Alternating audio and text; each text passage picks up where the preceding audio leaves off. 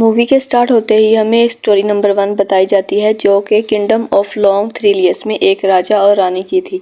राजा जो कि अपनी रानी को बहुत प्यार करते थे, उनकी विश थी कि उनकी रानी हमेशा खुश रहे, लेकिन बदकिस्मती से रानी कभी माँ नहीं बन सकती थी। वो इस बात को लेकर काफ़ी सैड रहती थी।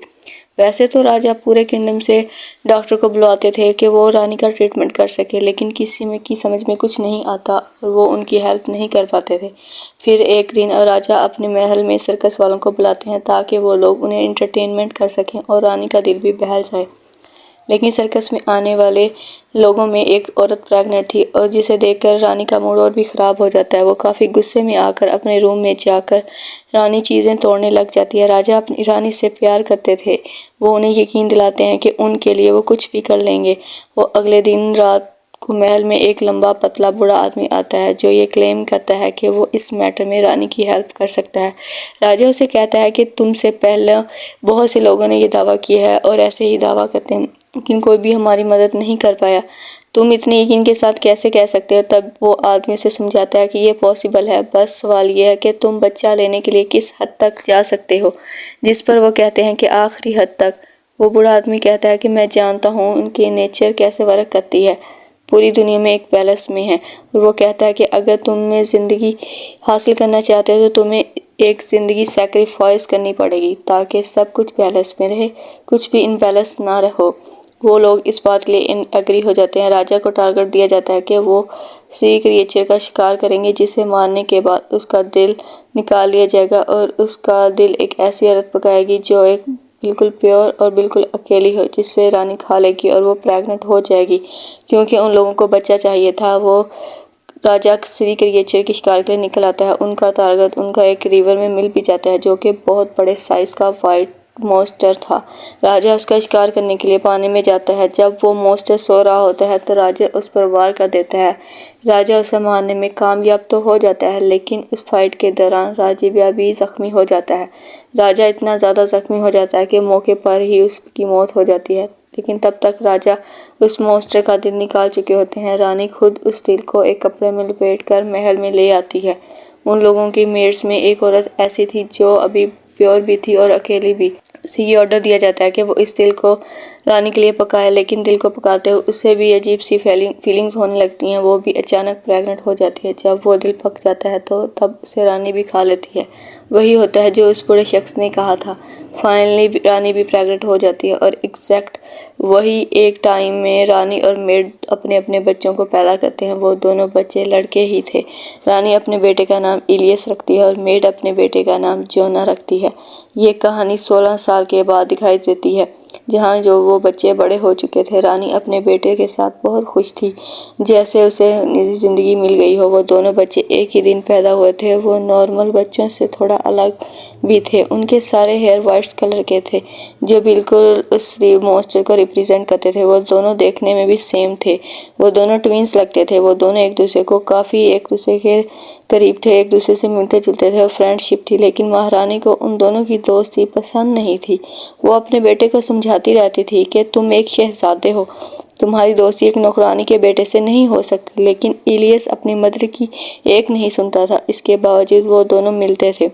उन दोनों में ये एबिलिटी भी थी, वो पानी में सांस ले सकते थे। और छुपने के लिए वो उसी रिवर में जाया करते थे जहाँ उस मॉन्स्टर को मारा गया था। रानी अपने मेड को वार्न करती है कि अगर उसने अपने बेटे को नहीं समझाया तो उससे और उसके बेटे को किंगडम से निकाल देगी। लेकिन फिर भी वो बाज नहीं आते थे। वो मिलते थे। एक दिन तो वो लिमिट ही क्रॉस कर देते हैं। जोना इलियस के कपड़े पहन करके रानी के सामने चला जाता है। रानी उससे पहचान ही नहीं पाती रानी के उसका बेटा है कि नहीं। उसे शक रहता है। जब उसे रियलिटी का पता चलता है तब वो जोना को किंगडम से निकालने का ऑर्डर देती है।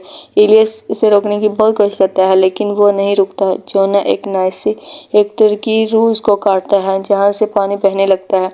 जोना इलियस को कहता है कि जब तक ये पानी साफ हो तुम समझ जाना मैं जिंदा हूँ। जब ये रेड हो जाए तब तुम समझ लेना कि मेरी जान को खतरा है। ये कहते ही वो वहाँ से चला जाता है।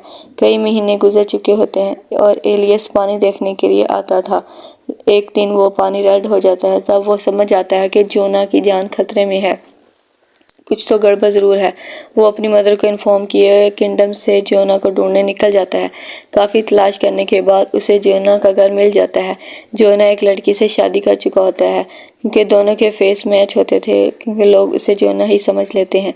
तब उसे पूछने पर पता चलता है कि जोना 5 दिन पहले जंगल गया था और अभी उससे वापस नहीं आया। तब एलियस को जोना जंगल में ढूंढने के लिए चला जाता है और पीछे से रानी को बड़ी फिक्र होती है। वो पूरे किंगडम में उसकी तलाश करवाती है, लेकिन वो किसी को नहीं मिलता।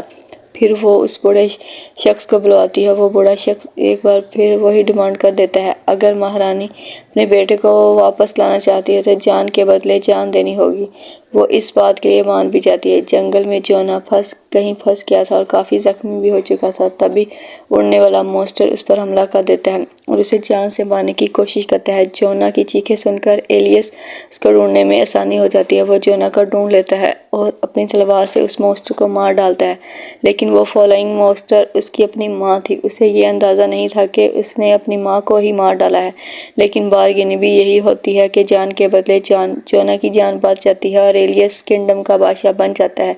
यहीं पर स्टोरी का एंड हो जाता है। स्टोरी नंबर 2 ये एक किंग और एक बूढ़ी औरत की है। यहाँ का किंग काफ़ी अयाज था। हर वक्त उसके पास लड़कियाँ रहती थी और वो खुद शराब के नशे में धुत रहता था, लेकिन अभी तक उसे कोई रानी नहीं मिली थी, कोई ऐसी जिसे किंग दिल से एक्सेप्ट कर सके और उससे शादी कर सके।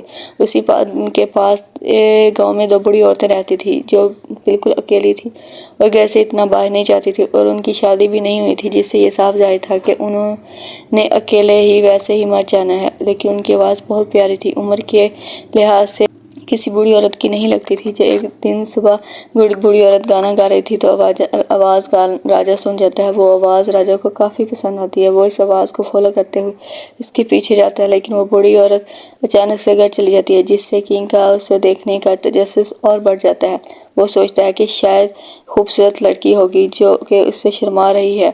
उन बूढ़ी आदमी में एक डोरा और दूसरी का नाम ईमा था। डोरा जो कि काफ़ी चालाक और लालची थी, इसके पास ईमा जो थोड़ी सीधी सादी और डरपोक थी। जब डोरा देखती है कि किंग उसके पास दरवाजे के पास है तो उसके दिल में लालच आ जाता है कि शायद उनकी किस्मत बदलने लगी है। इसके अलावा वैसे भी सारी ज़िंदगी अकेले ही गुजार दी थी।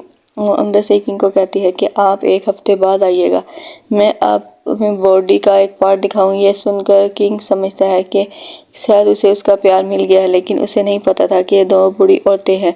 उम्र ढलने की वजह से उनकी स्किन लटक चुकी थी।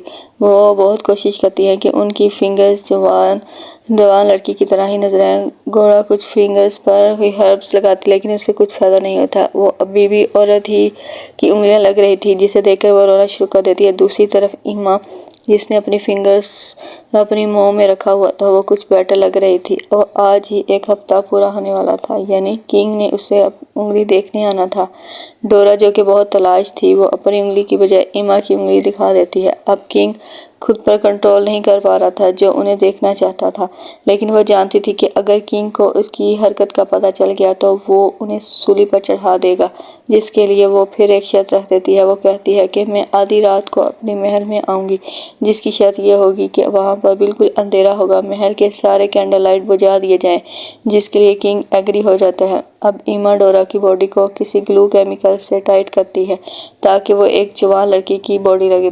आधी रात को एक आदमी डोरा को लेने आता है और शर्त के मुताबिक में अंधेरा होता है, तो उसे फील होता है कुछ तो गड़बड़ है कि लब लाइट में उसको देखता है कि एक रात एक बूढ़ी औरत के साथ गुजारी, तो वो गुस्से से पागल हो जाता है और डोरा को अपने महल की खिड़की से बाहर फेंक देता है। जंगल में डोरा बच जाती है और उसके पास एक मैजिक हो जाता है कि वहाँ पर एक विच आती है। देखते ही देखते वो बूढ़ी बदसूरत जवान लड़की में चेंज हो जाती है, जिसकी बहुत लंबे और खूबसूरत सुनहरी बाल थे। अगले दिन किंग शिकार उसी जंगल में जाता है। नजर देखते ही उसे डोरा से प्यार हो जाता है। उसे अपने महल में ले आता है और अपनी रानी बनाने का डिसीजन लेता है।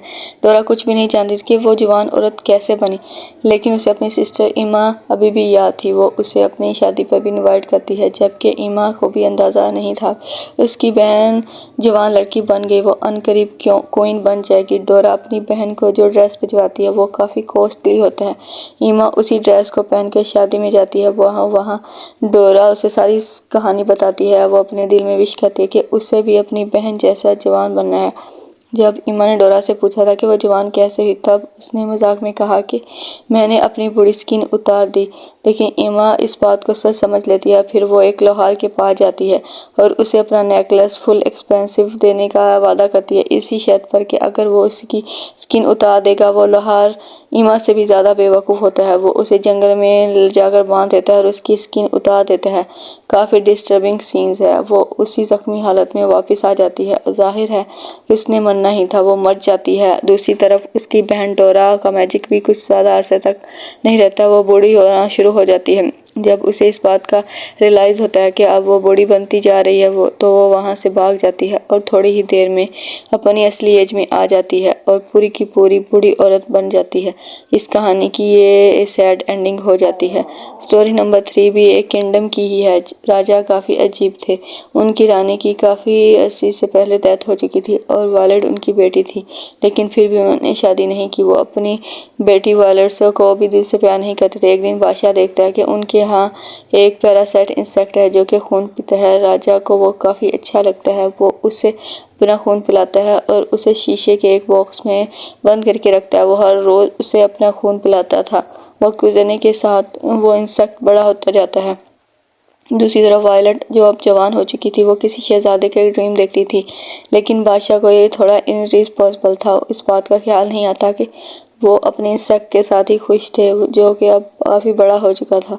वो एक दिन पैरासाइट बीमार हो जाता, मर जाता है। राजा उसका सारा स्किन उतार देता है और अपनी बेटी को कहता है कि तुम्हारे लिए हस्बैंड ढूंढने का वक्त आ गया है। वो कहता है कि मैं एक कंपटीशन रखने वाला हूँ, जो भी उसे जीतेगा वो तुम्हें पा लेगा। वायलेट इस बात से खुश तो होती है, लेकिन थोड़ी अपसेट भी होती है, क्योंकि वो खुद अपनी मर्जी का हस्बैंड तलाश करना चाहती थी। लेकिन फिर भी वो अपनी फादर की डिसीजन को मान लेती है। पूरे किंगडम में ये ऐलान किया जाता है कि राजा अपने महल में वो स्किन लटका देता है और जो भी बताएगा ये किसकी स्किन है वो जीत जाएगा। बहुत से लोग उसके लिए ट्राई तो करते हैं, लेकिन कोई भी प्रॉपर आंसर नहीं दे पाता, क्योंकि वो आमतौर पर इंसेक्ट इतना बड़ा नहीं होता। फिर महल में एक बदसूरत इंसान आ जाए कि कोई भी उसे देखकर डर जाए। वो भी इस कंपटीशन में हिस्सा लेना चाहता था। राजा आखिरकार उसे भी परमिशन दे देता है। वो जानवर जैसा दिखने वाला आदमी स्किन सूंघ कर ही बता देता है कि ये किस किस इंसेक्ट की स्किन है, जिससे वायलेट और राजा हैरान हो जाते हैं। वायलेट जो कि बुरी तरह डर भी जाती है और रोते हुए महल की छत पर आ जाती है। वो सुसाइड करने लगती है, लेकिन राजा उसे समझाता है कि मैं अपनी ज़ुबान से नहीं फिरता। अब यही तुम्हारी फेथ है, इसे एक्सेप्ट करो। वायलेट अपने फादर को कहती है कि आप किस तरह के बाप हैं, एक खूबसूरत इंसान को अपनी बेटी दे रहे हैं, और कहती है कि मैं एक शहजादी हूँ। लेकिन मजबूरन राजा उस बदसूरत को शहजादी दे देते हैं। वो ज़बरदस्ती दूर पहाड़ों में ले जाता है और वायलेट काफ़ी दिनों तक रोती रहती है। और जब वो आदमी एक दिन शिकार के लिए जाता है, तो एक दूसरे पहाड़ पर एक शहजादी किसी औरत को देखती है। वो उससे हेल्प मांगती है। वो कहती है कि खुद एक शहजादी है और उसे एक शैतान ने कैद कर रखा हुआ है। वो दोनों एक दूसरे से काफ़ी दूर थी। वो औरत उस औरत की हेल्प नहीं कर सकती। और फिर वो औरत अपने बेटों को बुलाती है और एक रस्सी के सहारे शहजादी की मदद करते हैं। लेकिन अचानक वो शैतान, वो आदमी वहाँ पर आ जाता है और रस्सी के सहारे वो भी उनकी तरफ जाता है। वो लोग रस्सी काटने में तो कामयाब हो जाते हैं, लेकिन रास्ते में वो उन पर हमला कर देता है और वायलेट के अलावा सबको मार डालता है। वो आदमी उस गुस्से से वायलेट को देखता है और उसे गले से लगा लेती है, जिससे उसका गुस्सा खत्म हो जाता है। जब वो शैतान उसे अपने कंधों पर बिठाता है, तो बड़ी चालाकी से वायलेट उसका गला काट देती है और शैतान वहीं पर मर जाता है। उसका सर काट कर अपने किंगडम में आ जाती है, जहाँ पर उसके फादर उसी इंसेक्ट की वजह से बीमार थे। उनके में लटपट वायरल शैतान का सर अपने माँ बाप के सामने रख लेता है। राजा के इस फैसले पर काफ़ी सैड था और अनकरीब मर जाना था। वायलेट एक बहादुर शहजादी बन जाती है और अपने फादर के पास वही किंगडम की क्वीन बन जाती है। ये स्टोरी यहीं पर एंड हो जाती है और इसके साथ ही मूवी भी एंड हो जाती है।